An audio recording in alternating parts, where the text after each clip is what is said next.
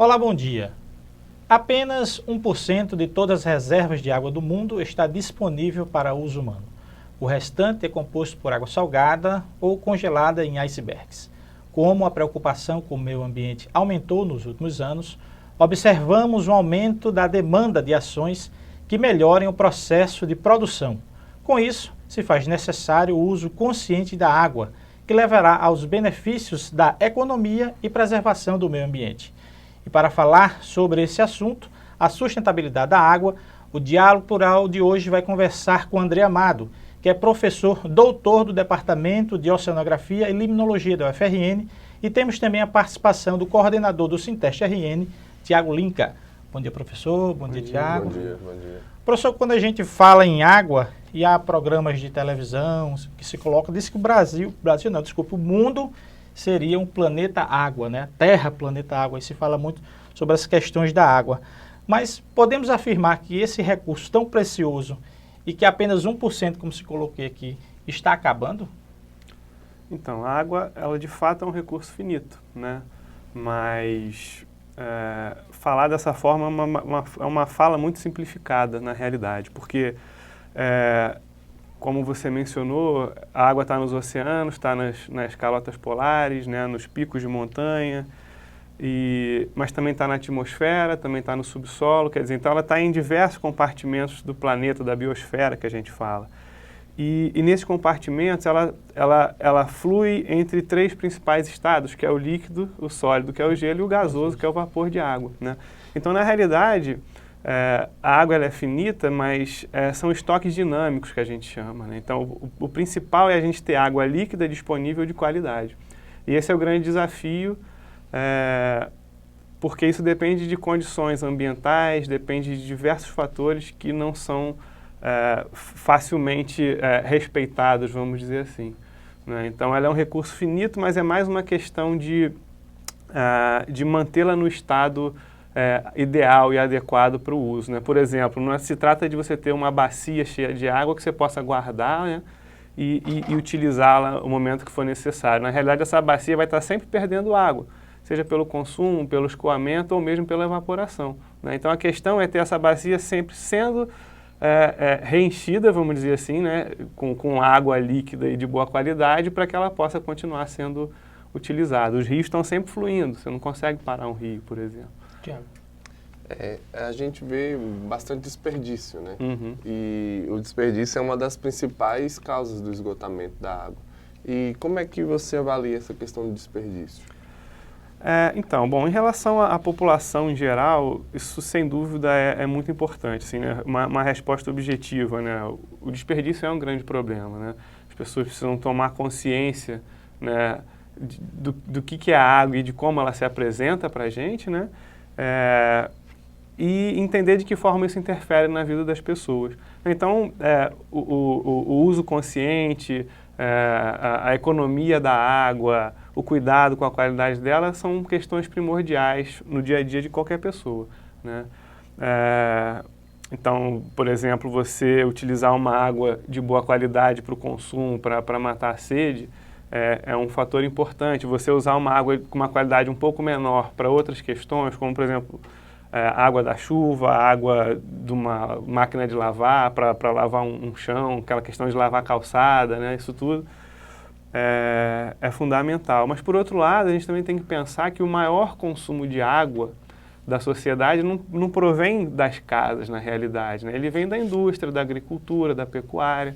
Então, existem números alarmantes que você pode buscar facilmente na internet, nas fontes, né, confiáveis da ONU, enfim, que mostram que a produção de 1 quilo de determinado alimento consome 1.000 litros, 2.000 litros, 20.000 litros de água. Você produzir um carro são milhares de litros de água, né? Então, na verdade, essa questão do desperdício, ela passa muito pelo dia a dia das pessoas, mas também passa muito por essa questão do consumo, da sociedade que tem sido muito grande. Então, com a necessidade, tem muita gente no mundo, né? Então, todo mundo tem suas necessidades e isso requer muito consumo de água para a produção desses insumos necessários, né? Então, também é uma questão bastante delicada.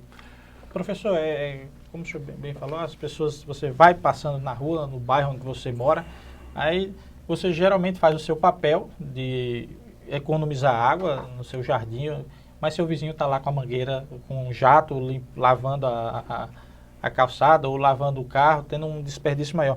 Que dicas a gente poderia dar para o consumidor, para aquela pessoa que está nos assistindo, para exatamente ela evitar o seu desperdício? Não deixar de fazer o que faz, né, mas com o uso consciente da água.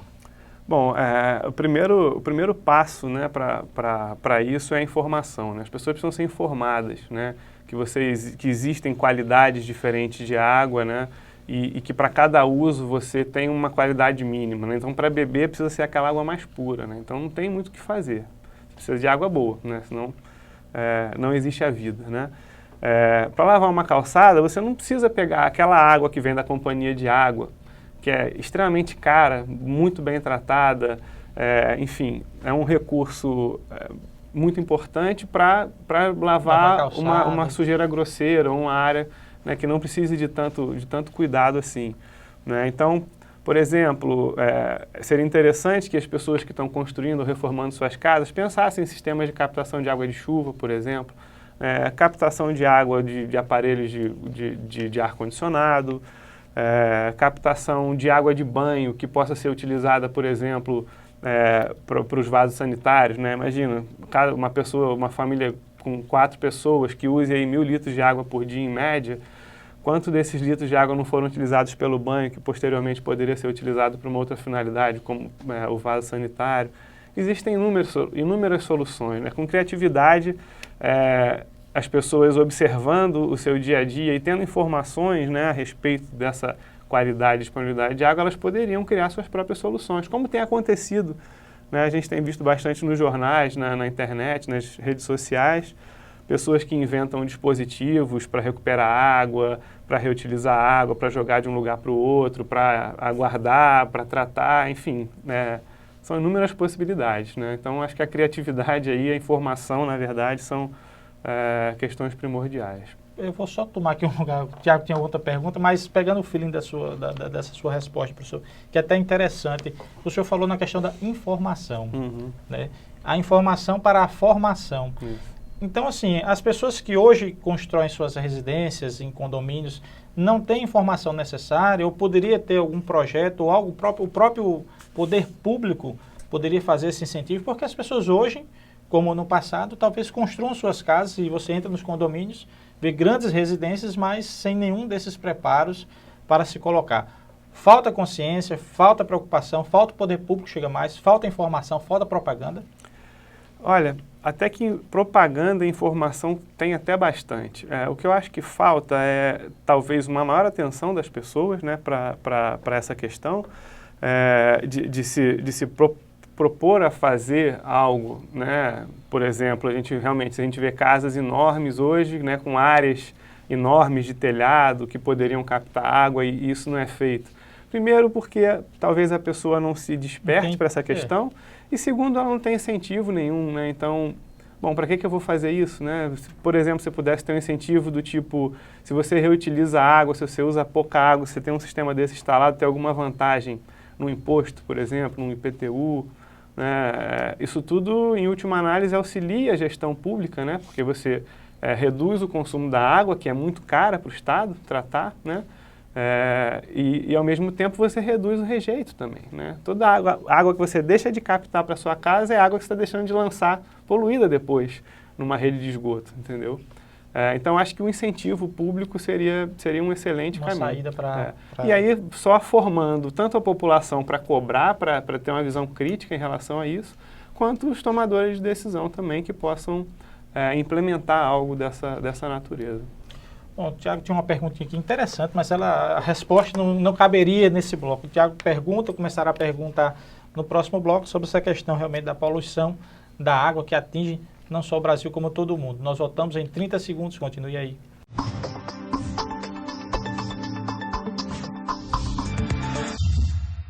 Voltamos com o programa Diálogo Plural de hoje, que conversa sobre o uso consciente da água com André Amado, que é professor doutor do Departamento de Oceanografia e Limnologia da UFRN. Também temos a participação do coordenador do Sinteste RN, Tiago Linker, que começa perguntando neste bloco. Bom, professor, a poluição hoje a gente sabe principalmente das águas, né, que é um caso grave e que toma muito nossa água potável. Como é que a gente pode... Qual o problema maior disso? Como é que a gente pode mitigar essa questão da poluição? Bom, acho que o maior problema em relação à poluição é a coleta, né? Assim, pensando na população como um todo, é a coleta de esgotos, né? O esgotamento sanitário ele está longe de ser suficiente no país todo, na realidade, né? Então, com isso, a água que provém, né, os rejeitos que provêm das casas e das indústrias, eles acabam chegando muito crus, né, não tratados nos corpos aquáticos de forma difusa, né? E isso acarreta diversos problemas de poluição, obviamente. Então, na minha opinião, assim, o esgotamento sanitário é aquela questão básica, né? Não tem como falar de qualidade ambiental se não falar disso, né? O problema é que está tudo debaixo da terra, né? Então, é difícil de você reparar. Mas as consequências são notáveis, né? A quantidade de doenças que são provenientes da falta de esgotamento sanitário é uma coisa monstruosa que se gasta ou que se deveria gastar com saúde em relação a isso. E um segundo problema é o tratamento dessa água, né? Não basta você coletá-la e dispô-la da mesma forma num ambiente qualquer, né? Então, existem diversas formas de tratamento e normalmente a que se usa no Brasil é o tratamento secundário, que é aquela que remove a matéria orgânica da água, que ameniza alguns problemas imediatos, mas a longo prazo ela não resolve o problema de eutrofização, por exemplo, eutrofização artificial, que é o procedimento, é um processo de enriquecimento, fertilização dos corpos aquáticos, que meio que desorganiza, né, desequilibra o funcionamento daquele ambiente. E no final das contas acaba pela produção de organismos potencialmente tóxicos, enfim, que acaba inviabilizando o uso da água da mesma maneira, né? A gente tem um grande exemplo nosso aqui, é o Rio Potengi, né, onde tem a ET lá do baldo que trata, mas grande parte do esgoto é lançado, mesmo tratado no Rio Potengi, e quando se faz, geralmente o IFRN junto com o IDEMA, que tem o projeto Água Azul, que quando faz a coleta ali no balneário lá, Ridinha, na Praia do Meio, os índices são altíssimos e até inviabiliza o banho das pessoas que estão lá. Então, assim, qual seria a importância? O governo, o senhor falou nessa estrutura, mas a população também poderia ter um pouco de responsabilidade. A gente sabe que, acho que até um professor da universidade, o Roberto Paulino, falou sobre, hoje a gente vive nas nossas residências o que vivia na Idade Média, a questão da fossa séptica, né? Uhum. Esse é um grande problema também para as águas? Principalmente para as águas subterrâneas, né? Porque é um tratamento muito, muito rudimentar ainda, né? Então, grande parte desses nutrientes que vêm do esgoto, eles acabam chegando no lençol freático, né, que está no solo. Em relação ao rio, nem tanto. O problema do rio é mais a poluição que vem difusa mesmo, né, pela falta de coleta e tratamento, né? Mas no caso das fossas, elas seriam as grandes responsáveis pelos níveis de nitratos elevados, né, nas águas subterrâneas que a gente tem aqui na cidade, porque o esgoto ele acaba por produzir uma quantidade de nutriente chamado amônio, que quando entra em contato com o oxigênio se transforma em nitrato, né? É um processo biológico que produz o nitrato. E o solo, como ele é saturado com ar, esse processo acaba que é natural, e esse nitrato se acumula lá embaixo, né?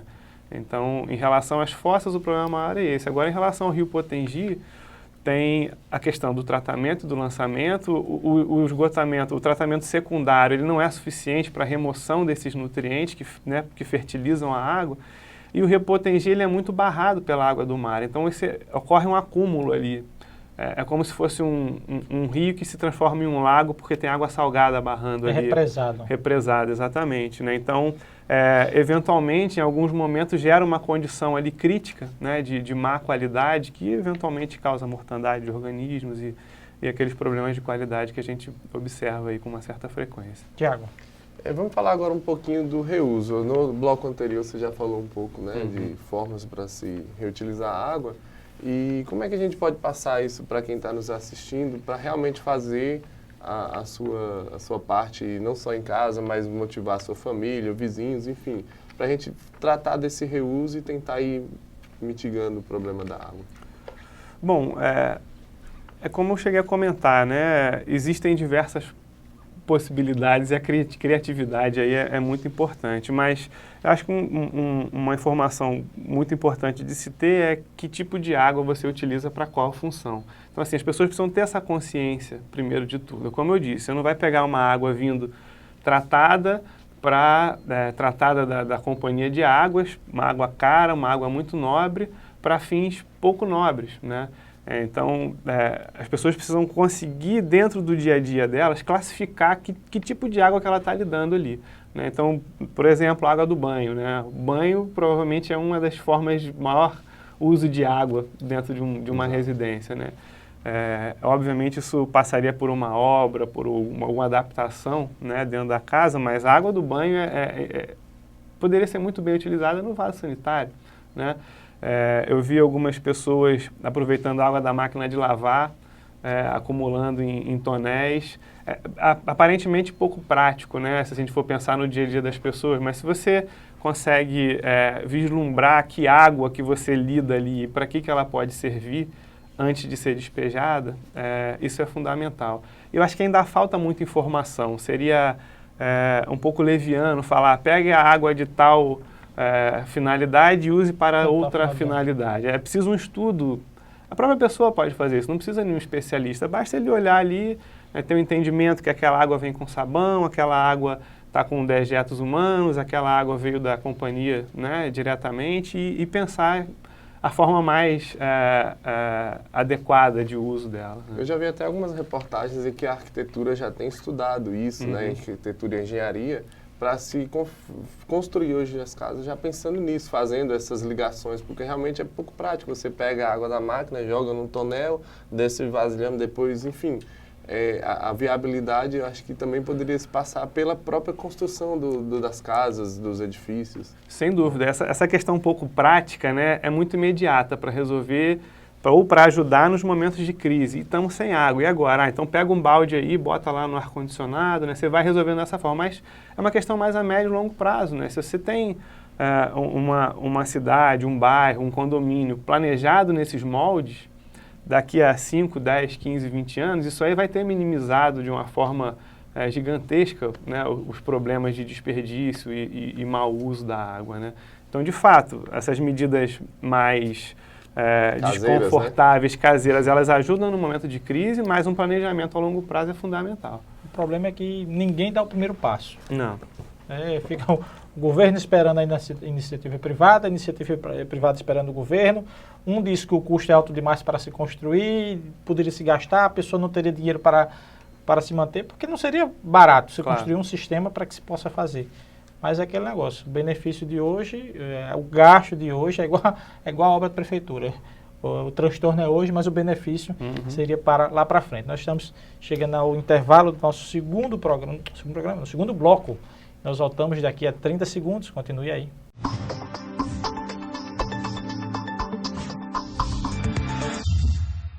Voltamos com o programa Diálogo Plural de hoje, que conversa sobre o uso consciente da água com o André Amado, que é professor doutor do Departamento de Oceanografia e Limnologia da UFRN, e também com o coordenador do Sinteste RN, Tiago Linka.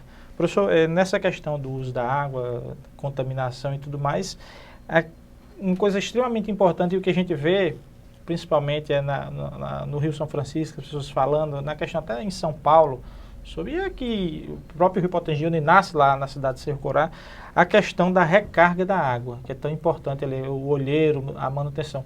Como é que o senhor vê isso? A importância disso, dessa recarga da água, da preservação, na questão da vegetação, e principalmente nas áreas de dunas que nós temos aqui, quanto é o principal efeito da recarga, né, os principais mananciais, com a questão da vegetação. Bom, a recarga da água nesses ambientes ela é feita a partir da infiltração da água da chuva, né?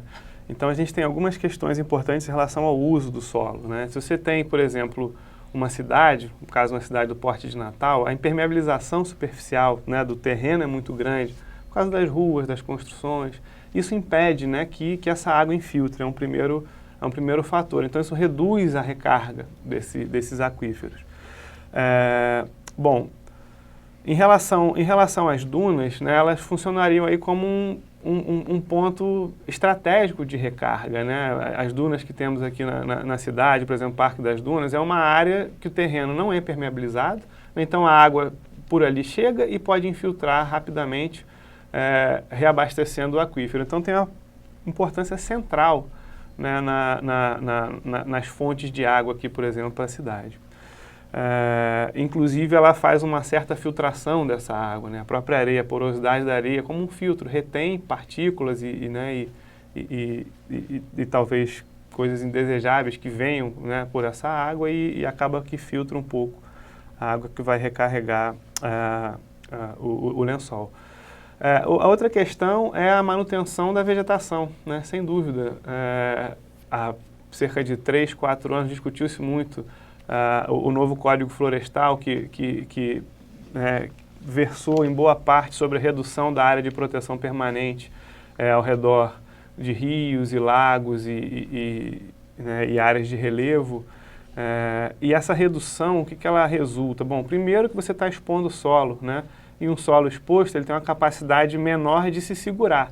Então, a água, quando bate por ali, ela acaba erodindo aquele solo e a recarga é mais pobre, vamos dizer assim, né? Além de transportar sedimentos, né, junto com ela. Então, naturalmente, quando você tem áreas desmatadas, a recarga desse aquífero ela é reduzida. E sem falar em questão de qualidade de água desses rios, né? Porque a água que acaba aportando nesses rios é uma água de baixa qualidade, porque erode o solo, leva nutrientes, leva matéria orgânica, leva elementos ali que não seriam levados naturalmente, porque a água infiltraria melhor no solo, né? Então o escoamento superficial é aumentado e isso altera a qualidade dessa água, que vai fluir sem dúvida nenhuma. Tiago. Outra coisa assim, importante a gente trabalhar é a questão da privatização das águas, né, principalmente pelas hidrelétricas. Qual o problema maior disso? Se tem, se não tem? Você poderia comentar para a gente? Claro. Bom, então, de acordo com a Política Nacional de Recursos Hídricos, né, que é uma lei, a legislação da água no Brasil é uma legislação bastante moderna, ao contrário do que provavelmente as pessoas pensem, né? É algo muito bem pensado na realidade. E lá está previsto de que a água, não importa onde ela esteja, ela é de bem público, né? Então não existe na realidade você privatizar a água. O que acontece é a privatização da energia que aquela água pode produzir. Parece confuso, são duas coisas difíceis de se compreender de forma isolada, então realmente não dá para você separar o que é a água e o que é a energia que ela produz, pelo fato de que o que vai regular a vazão de água num reservatório, por exemplo, de uma hidrelétrica, é a demanda de energia e não o fluxo de água em si, né? Quantidade de água que há. Exatamente. Então, se você tem uma demanda por energia maior, você abre as comportas e aquela água flui, né? Se você tem uma demanda menor, você retém a água para economizar e aí, né, não precisa produzir uma energia que não vai ser utilizada. Em casos como aconteceu recentemente, né, que você tem uma crise hídrica e esses reservatórios naturalmente secaram e não tiveram reposição de água, eles foram forçados a economizar energia. Por quê? Porque vai faltar água para beber, né? Então, na verdade, são duas coisas diferentes. A água não é privatizável, mas a energia sim, mas que na prática funcionam juntos. E a consequência disso é que você altera a flutuação natural do fluxo de água pelos rios, né? Uma série de organismos que vivem às margens, a própria população, os peixes, né? A reprodução dos peixes, as estações de crescimento de plantas aquáticas, tudo isso depende da flutuação natural do nível da água e passa a ser regulada pela demanda de energia, que é completamente aleatória em relação ao funcionamento da natureza. Então, o maior problema, no meu entendimento, é esse. Professor, e com relação a hoje, quando o telespectador que está em casa se preocupa muito sobre essa qualidade da água que a gente recebe. É difícil a gente mensurar se a nossa água, hoje em dia, do passado está melhor ou está pior? Olha, não é muito simples, não. Mas a gente tem um indicativo de que as pessoas cada vez mais procuram comprar água mineral em galões, né? Isso mostra que algo está acontecendo. No mínimo, existe uma desconfiança, né? No meu entendimento, pela lei, as empresas fornecedoras de água, empresas públicas de água, elas têm a obrigação de entregar uma água de qualidade. E eu acredito que fazem isso, né? elas tratam a água e fornecem relatórios públicos em relação a essa qualidade, né? Então, ela tem a obrigação de manter abaixo de níveis de poluição, vamos dizer assim, mínimos, né, para o consumo humano, e isso elas fazem. O problema é que está ficando cada vez mais caro e mais difícil de fazer isso, porque como a água que é captada para fornecimento, ela tem cada vez uma qualidade pior, pelo crescimento da população, pela falta de saneamento, essas coisas que a gente discutiu aqui anteriormente, o custo e a complexidade de fazer esse tratamento é muito maior, né? Então, no mínimo, existe uma desconfiança, né, de que essa água está perdendo qualidade. Agora, para certificar, aí demanda análises químicas, biológicas, é um processo um pouco mais lento, mais complicado. Tiago. Vamos falar um pouquinho da seca, que sempre se pautou que a seca no Nordeste, o sertão, mas a gente viu agora em 2015, ano passado, que a seca chegou ao Sudeste, principalmente a São Paulo, né, que a gente acompanhou. E como é que a gente pode analisar essa questão da seca e as perspectivas futuras que a gente pode tirar disso, se a crise hídrica persiste, não persiste, como é que você faz uma avaliação sobre isso? Bom, existem também duas vertentes, né? Em locais onde naturalmente você tem mais água, são mais úmidos, como é o caso de São Paulo, essa crise eventualmente ela se dissipa, né? Volta a chover por questões climáticas, enfim. Então, momentaneamente, ela se dissipa. Obviamente que fica aquela lição, né? Poxa, a gente não pode incorrer nos mesmos erros, né? Mas ela se dissipa, inclusive está chovendo, os reservatórios lá estão subindo, saindo volume morto, quer dizer, ainda não está chovendo muito, mas já é o suficiente para dar um alívio. Por outro lado, tem as regiões que naturalmente são mais secas, como é o caso do Nordeste, da parte, né, mais do interior, que a gente tem um clima semiárido. Naturalmente chove pouco ali. Então essa questão da crise hídrica, ela vai perdurar, né? Eventualmente vai vir um ano mais chuvoso, vai aliviar, mas dali adiante o problema continua, isso é muito antigo. E as previsões, estudos científicos propõem que nos próximos 50, 100 anos, vai ocorrer uma redução aí de 20% a 40% dos níveis de pluviosidade, né, níveis de chuva na região do semiárido. Então, isso tende a agravar ainda mais essa crise, né? Então, no meu entendimento, você precisa aliar isso. Iniciativa, né, tomada de atitude, com muito estudo, estudos multidisciplinares ao redor da água, né, para se entender o funcionamento, a dinâmica, como se limpa, o porquê que suja, como que não suja, enfim. Para produzir conhecimento e possibilitar a produção de inovações, né, que aumente a eficiência do uso, a eficiência do tratamento, coisas desse tipo. Parece um pouco distante, mas acredito que só com pesquisa, com entendimento da problemática, de forma regional mesmo, para apontar soluções mais objetivas, né? O nosso programa, infelizmente, nós tínhamos outras perguntas para a gente se discutir, mas infelizmente chegamos ao final. Gostaria de agradecer a presença do professor André Amato, que é professor doutor do Departamento de Oceanografia e Limnologia da UFRN. Obrigado pela sua presença aqui no Diálogo Plural. Agradeço. Obrigado. Prazer. Tiago Linker, que é o coordenador do Sinteste RN, obrigado também pela sua presença aqui no Diálogo Plural. Se você quiser mais informações sobre o Diálogo Plural, acompanhe as atualizações do nosso Twitter, que é o @SintesteRN, do nosso site, que é o www.sintesterrn.org.br, ou da nossa página do Facebook, que é o facebook.com/SintesteRN. Até o próximo domingo. Esse é o Sinteste, sempre presente na luta.